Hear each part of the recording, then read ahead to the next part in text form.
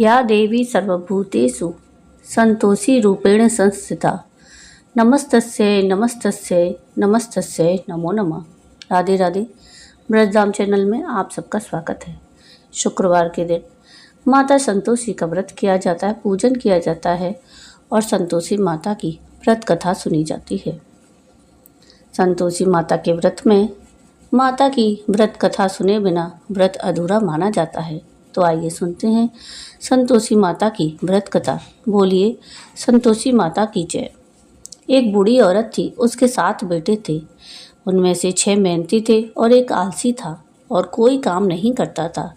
बूढ़ी माँ खाना बनाती और 6 बेटों को खिलाती। जो कुछ बच जाता वह 7वें बेटे को खाने को दे देती। छोटा बेटा बड़ा भोला था और उसे इस बात का पता नहीं था। एक दिन उसने अपनी पत्नी से कहा कि देखो मेरी माँ मुझसे कितना प्यार करती है। पत्नी ने कहा क्यों नहीं, वो तो सबका बचा हुआ खाना तुम्हें खाने को देती है। उसने कहा कि क्या ऐसा कैसे हो सकता है, जब तक मैं अपनी आंखों से नहीं देख लेता तब तक मुझे तुम्हारी बात पर विश्वास नहीं होगा। पत्नी हंसी और बोली कि जब तुम खुद देख लोगे तब विश्वास करोगे। कुछ दिनों बाद घर में उत्सव मनाया गया। 7 प्रकार के पकवान और लड्डू बनाए गए। सच्चाई जानने के लिए उसने सिर दर्द का बहाना करके रसोई घर में जाकर लेट गया। अपना चेहरा एक पतले कपड़े से ढक लिया और उसी के पीछे से सब कुछ देखता रहा। 6 भाई भोजन करने के लिए रसोई में आए। उसने देखा कि माँ ने उनके लिए सुंदर आसन बिछाए और उन्हें 7 प्रकार के पकवान परोसे। वह उन्हें बड़े प्यार से खाना परोस रही थी। वह देखता रहा। 6 भाइयों ने खाना खाया और उठ गए। माँ ने उनकी थालियों में से बचा हुआ खाना उठाया और लड्डू के टुकड़ों से एक लड्डू बनाया। बचा हुआ खाना खत्म करने के बाद माँ ने बेटे को पुकारा कि उठो बेटा, 6 भाई खाकर चले गए हैं, तुम अकेले रह गए हो, उठो कब खाना खाओगे। तो वह कहने लगा कि माँ मुझे खाना नहीं खाना है, मैं देश छोड़कर जा रहा हूँ। माँ ने कहा कि अगर कल जाना है तो आज ही चला जा। उसने कहा जी हाँ, मैं आज ही जा रहा हूँ। यह कहकर वह घर से निकल गया। घर से निकलते समय उसे अपनी पत्नी की याद आई। वह गौशाला में गोबर के उपले बना रही थी। वह वहाँ गया और बोला मैं कुछ समय के लिए दूसरे देश जा रहा हूँ, तुम निश्चिंत रहो और अपना कर्तव्य निभाओ। उसने कहा कि निश्चिंत रहो, मेरी चिंता मत करो, मैं भगवान राम की शरण में रहूँगी। भगवान तुम्हारे साथ रहें। मुझे अपनी कोई वस्तु दे देना ताकि मैं तुम्हें याद रखूं। अपने सभी कामों और चिंताओं में मुझे मत भूलना। उसने कहा कि मेरे पास तो कुछ नहीं, बस ये अंगूठी है, तुम इसे ले लो और मुझे अपनी कोई चीज़ यादगार के तौर पर दे दो। उसने कहा कि मेरे पास क्या है, मेरे पास तो बस यह गोबर भरा हाथ है। इतना कहकर उसने अपने गोबर से भरी हुई हाथ के निशान उसकी पीठ पर थाप दिए और वह चला गया। इस प्रकार चलते चलते वह एक दूर देश में पहुंचा, जहां उसे एक व्यापारी की दुकान मिली। वहां जाकर उसने कहा कि भाई मुझे अपने नौकर रख लीजिए। साहूकार को नौकर की ज़रूरत थी, इसलिए उसने उसे रुकने के लिए कहा।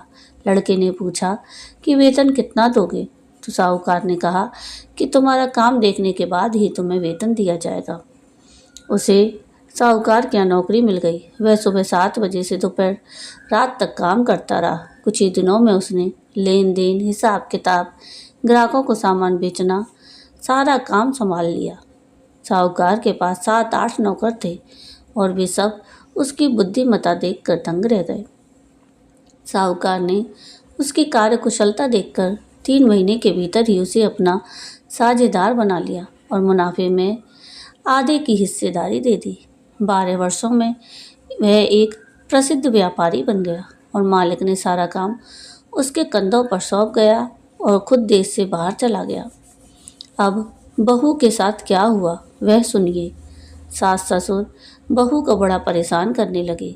घर का सारा बोझ उस पर डाल दिया गया और उसे जंगल से लकड़ी लाने भी भेजा जाता। वह घर का सारा काम करती और जंगल से लकड़ी लाती। इस दौरान जिस अनाज से रोटियां बनाई जाती उसका भूसा निकाल कर रोटी बनाई जाती और टूटे हुए नारियल के खोल में उसका पानी रखा जाता। इस तरह दिन बीतते गए।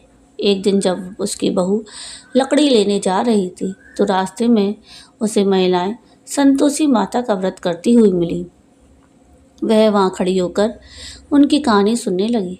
फिर उसने उनसे पूछा कि बहनों, तुम किस देवी का यह व्रत कर रही हो और इस व्रत से तुम्हें क्या फल मिलता है? इस व्रत के नियम क्या हैं? यदि तुम मुझे इस व्रत की विधि समझा सको तो मैं तुम्हारी बड़ी आभारी रहूँगी। तब उस स्त्री ने कहा कि सुनो, यह संतोषी माता का व्रत है। इस विपत्ति से गरीबी दूर होती है, धन की प्राप्ति होती है, सभी चिंताएं दूर होती हैं। यदि घर में सुख है तो मन प्रसन्न और शांत होता है। बांझ स्त्री को संतान की प्राप्ति होती है। यदि पति बाहर गया हो तो वह तुरंत लौट आता है। अविवाहित कन्याओं को अपनी पसंद का वर मिलता है। लंबे समय से चले आ रहे न्यायालय मामले शीघ्र ही सुलझ जाते हैं। यदि घर में कलह है तो शांति और सुख आता है। घर में समृद्धि आती है, धन और भूमि की प्राप्ति होती है, रोग दूर होते हैं और इस प्रकार तुम्हारे मन में जो भी मनोकामना हो संतोषी माता के आशीर्वाद से वह पूरी होती है। इसमें कोई संदेह नहीं है। फिर उसने पूछना शुरू किया कि यह व्रत कैसे रखा जाता है। कृपया आप मुझे समझाएं, मैं आपकी बड़ी आभारी रहूँगी। महिला समझाने लगी कि 1/4 आना गुड़ और चने खरीदो। अगर चाहो तो अपनी क्षमता अनुसार 5/4 आना या 1/4 रुपया भी की खरीद सकते हो। बिना किसी संकोच के अपनी श्रद्धा और प्रेम के अनुसार खरीदो। 1/4 पैसे से लेकर 5/4 आना तक अपनी शक्ति और श्रद्धा के अनुसार खरीदो।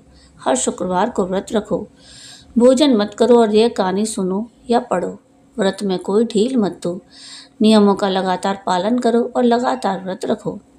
अगर कोई सुनने को तैयार ना हो तो घी का दीपक जला, पानी का पात्र अपने सामने रखो और कहानी पढ़ो, किंतु ध्यान रहे नियम ना टूटे। जब तक फल ना मिले नियम का पालन करते रहो और व्रत रखो। मनोकामना पूरी होने पर उद्यापन करो। 3 महीने के भीतर माता मनोकामना पूरी करती हैं। इस बीच ज्योतिषीय रूप से भाग्य अनुकूल ना हो तब भी माता मनोकामना पूरी करती हैं। मनोकामना पूरी होने पर ही उद्यापन करना चाहिए, बीच में नहीं। उद्यापन के दिन 2.5 किलो पिसे हुए काजू, खीर और चने की करी बनानी चाहिए। इस भोजन से 8 लड़कों को खाना खिलाओ। जहाँ तक संभव हो लड़के निकट परिवार के सदस्य हों, जैसे बड़े, छोटे, साले का बेटा, रिश्तेदार, परिवार के अन्य सदस्य। यदि वे उपलब्ध ना हो तो अन्य रिश्तेदारों या पड़ोसी के बेटे को आमंत्रित कर सकते हैं। उन्हें भोजन दें और अपनी क्षमता अनुसार उपहार दें तथा माता के अनुष्ठानों का पालन करें। उस दिन घर में किसी को भी खट्टी चीज़ नहीं खानी चाहिए। यह सुनकर बुढ़िया की बहू चली गई। रास्ते में उसने इकट्ठा की हुई लकड़ियाँ बेच दी और उन पैसों से गुड़ और चने खरीदे और माता के व्रत की तैयारी करने लगी। चलते चलते उसे एक मंदिर दिखाई दिया। उसने पूछा कि यह किसका मंदिर है? सबने कहा कि यह संतोषी माता का मंदिर है। यह सुनकर वह अंदर गई और माता के चरणों में गिर पड़ी। वह बड़े दुखी मन से प्रार्थना करने लगी कि माँ, मैं एक अज्ञानी स्त्री हूँ, मुझे इस व्रत के नियम नहीं पता, मैं बहुत दुखी हूँ। हे माँ, जगत की देवी, कृपया मेरा दुख दूर करें, मैं आपकी शरण में आई हूँ। माँ को दया आ गई। एक शुक्रवार बीता तो अगले शुक्रवार को कोई उनके पति का पत्र लेकर आया और तीसरे शुक्रवार तो उसके द्वारा भेजा गया पैसा आया। यह देखकर बड़े देवर और उनकी पत्नी ने मुंह बनाया कि इतने दिनों में इतना पैसा आ गया, इसमें बड़ी बात क्या है। लड़के उसे ताना मारने लगे कि पैसा आने लगा, अब तो काकी की इज्जत बढ़ जाएगी। पत्र आता है, पैसा आता है, हम सबके लिए अच्छा है। इतना कहते हुए उसकी बहू आंखों में आंसू भर आए और वह संतोषी माता के मंदिर गई और मातेश्वरी के चरणों में गिरकर रोने लगी कि माँ, मैंने कब पैसे मांगे, पैसे से मेरा क्या काम, मेरा काम तो बस अपने पति के साथ है। मैंने अपने पति को फिर से देखने और उनकी सेवा करने की प्रार्थना की है। तब माता प्रसन्न होकर बोली कि बेटी जाओ, तुम्हारा पति आ रहा है। यह सुनकर वह प्रसन्न हुई और घर लौटकर अपना काम करने लगी। अब माता सोचने लगी, मैंने ये सब उस भोली वाली स्त्री से कह तो दिया, पर उसका पति कैसे आएगा? वो तो उसे सपने में भी याद नहीं करता। मुझे उसके पास जाकर उसे याद दिलाना ही पड़ेगा। इस तरह माताजी उस बुढ़िया के बेटे के सपने में गईं और कहने लगी, धनवान बेटे, क्या सो रहा है या जाग रहा है? उसने उत्तर दिया, माँ, मैं न सो रहा हूँ न जाग रहा हूँ। कृपया बताइए, आप मुझे क्या सिखाना चाहती हैं? माँ ने पूछा कि क्या तुम्हारा परिवार है, हाँ या ना? तो उसने उत्तर दिया, माँ, मेरे पास सब कुछ है, माता पिता, पत्नी। माँ ने कहा, तो भोले पुत्र, तुम्हारी पत्नी बहुत परेशान है। तुम्हारे माता पिता उसे बहुत तंग कर रहे हैं। तुम्हें उसके बारे में पता करना चाहिए। उसने कहा कि जी माताजी, मुझे पता है, किंतु मैं वापस कैसे जाऊंगा? यह तो दूसरा देश है। यहाँ खरीद फरोख्त की कोई सीमा नहीं। मुझे तो जाने का कोई रास्ता भी नज़र नहीं आता। माताजी कहने लगी कि सुन, सुबह स्नान करने के बाद माँ संतोषी का नाम ले, घी का दीपक जला और दुकान में जाकर बैठ जा। धीरे धीरे तेरे सारे कर्ज खत्म हो जाएंगे, रखा हुआ माल बिक जाएगा, शाम तक तेरे पास धन का ढेर लग जाएगा। अब वह सुबह जल्दी उठा और अपने जानने वालों को अपना सपना सुनाया। सबने उससे पूछा कि क्या सपने सच होते हैं? एक बूढ़े ने कहा कि मेरी बात सुनो, सपने की सच्चाई या झूठ पर शक करने के बजाय भगवान ने जैसा निर्देश दिया उसका पालन करो, तुम्हारा क्या नुकसान? अब बूढ़े की बात सुन, स्नान करने के बाद संतोषी माता से प्रार्थना कर घी का दीपक जलावे दुकान में जाकर बैठ गया। कुछ ही समय में उसने देखा कि उधार लेने वाले पैसे लौटाने लगे, देने वाले अपना पैसा वापस लेने लगे, लोग सब कुछ सामान खरीदने लगे। शाम तक उसके खूब सारा धन इकट्ठा हो गया। मन ही मन वह माता का नाम लेता रहा और इस चमत्कार को देखता रहा। प्रसन्न होकर उसने पैसों से गहने, कपड़े, घर ले जाने के लिए अन्य सामान खरीदे। यहाँ का काम पूरा करके वह तुरंत अपने नगर के लिए रवाना हो गया। वहाँ पत्नी जंगल से लकड़ी लाने गई।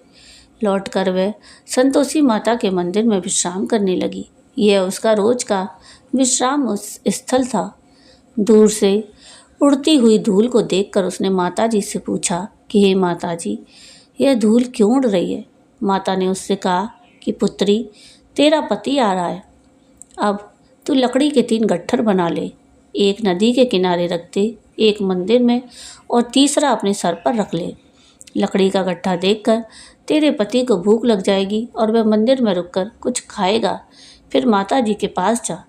तब लकड़ी का बोझ सिर से उतार कर गली के बीचों बीच 3 बार जोर से पुकार कर अपनी सास से कहना कि ले लो सासू जी, लकड़ी का गट्ठर लो, भूसे की रोटी दो, नारियल के खोपड़े में पानी दो। आज कौन मेहमान आया है? माता जी की बात सुनो बहू।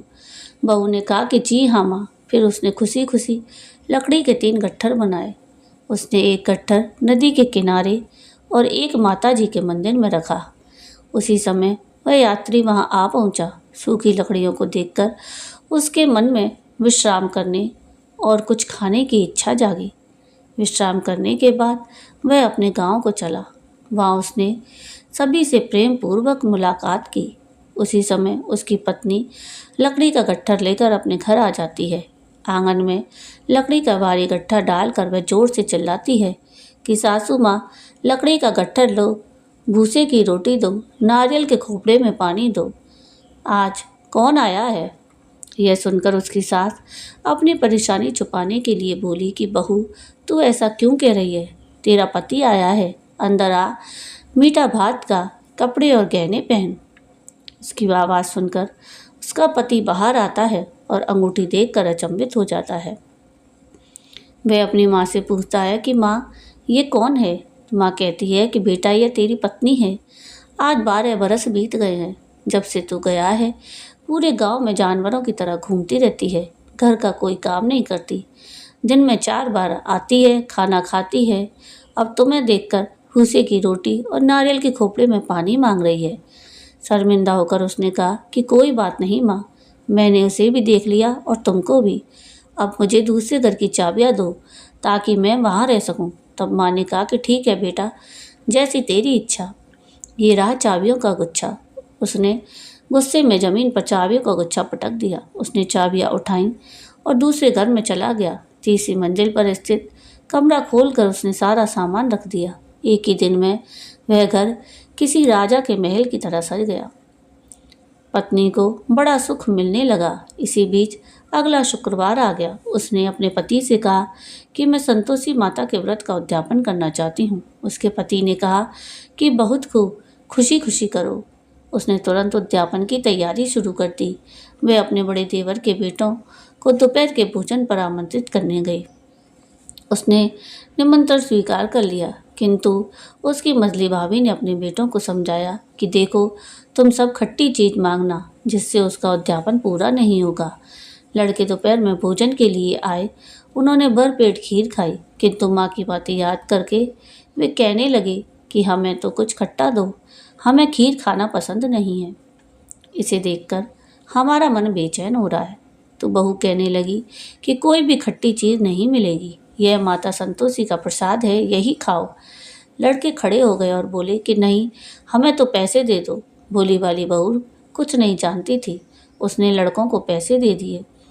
लड़कों ने पैसों से जाकर इमली खरीदी और खाने लगे। यह देखकर माता संतोषी ने बहू को श्राप दिया। राजा के सैनिक उसके पति को गिरफ्तार कर उसे ले गए। भाई और भाभी ने उन पर झूठे आरोप लगाने शुरू कर दिए कि यह हमेशा लूटपाट करता आया है, इसी से यह धन इकट्ठा किया है। अब राजा के सैनिक इसे ले गए। अब जेल में पिटाई करने पर सब कुछ पता चल जाएगा। पत्नी यह सब सुनकर सहन ना कर सकी। रोते हुए माता जी के मंदिर चली गई। वह कहने लगी कि माँ, आपने ये क्या किया, मुझे क्यों रुलाया।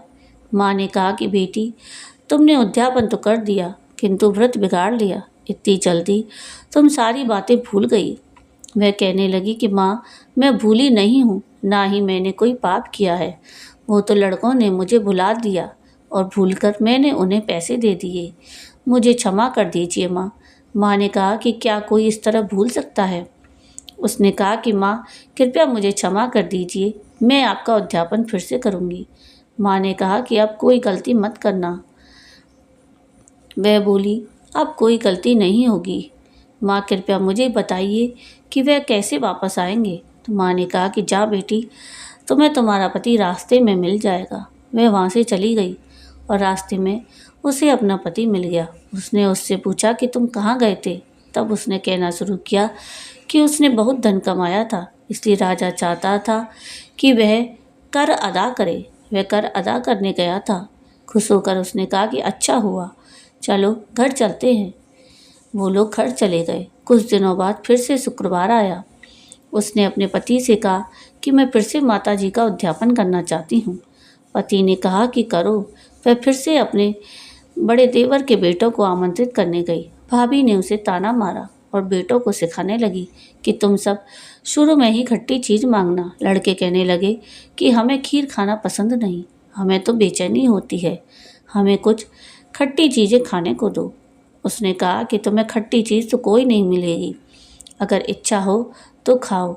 इस पर लड़के चले गए। फिर उसने ब्राह्मण के बेटों को बुलाया और उन्हें भोजन कराया और अपनी क्षमता अनुसार उसने पैसे के बदले सबको एक एक फल दिया। इससे माँ संतोषी प्रसन्न हुई।